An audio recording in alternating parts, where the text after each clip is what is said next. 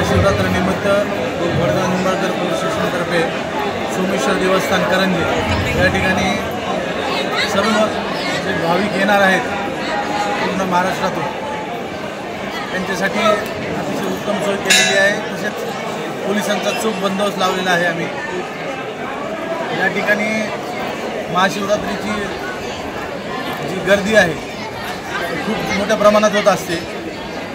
या गर्दीचा फायदा घेऊन पाकिटमार, चोर, चेन चोर यापासून महिलांनी पुरुषांनी सावध राहायचं आहे। लहान मुलं शक्यतो हे पाकिटमार असतात, तर सतर्क राहायचं आहे सर्व नागरिकांनी। तसंच काही चुकीची गोष्ट घडत असेल तर तात्काळ पोलिसांशी संपर्क साधून त्या पद्धतीची माहिती पोलिसांना द्यावी ही विनंती व सर्व भाविकांना वडगाव निंबाळकर पोलीस स्टेशनतर्फे महाशिवरात्रीच्या खूप खूप शुभेच्छा।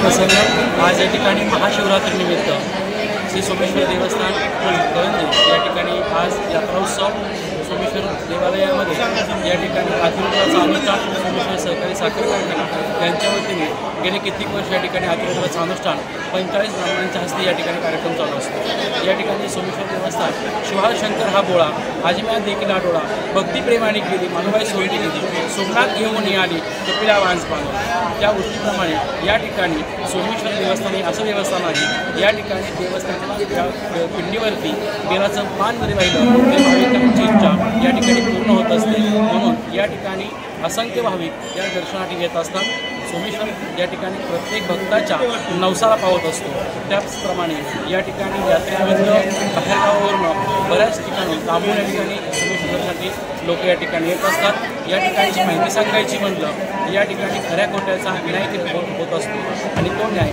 जोपर्यंत चंद्र आणि सूर्य आहे तोपर्यंत या ठिकाणी तसाच अखंड कायमस्वरूपी चालू राहील असं मालुबाईने या ठिकाणी भगवत वर मागून घेतलेलं आहे की माझ्यासारखी मानवाची सेवा कोणाची होणार नाही आणि भक्तांना अल्पसेत प्राप्त व्हा।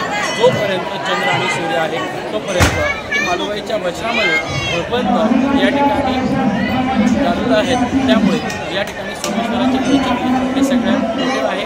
त्यामुळे या ठिकाणी भाविक असंख्य संख्येने या ठिकाणी दर्शनाचा लाभ घेत असतात। रात्री 12 वाजता महापूजाली त्यानंतर भाविकांचे अभिषेक त्यानंतर दर्शन अशा स्वरूपाच्या ठिकाणी कार्यक्रम सुंदररित्या या ठिकाणी चालू आहे। तसेच सोमेश्वर देवस्थानच्या वतीने या ठिकाणी खिचडी वाटप, फराळ वाटप, केळी वाटप तसेच पेढा वाटप असे भाविकांची या ठिकाणी सुविधा केली आहे।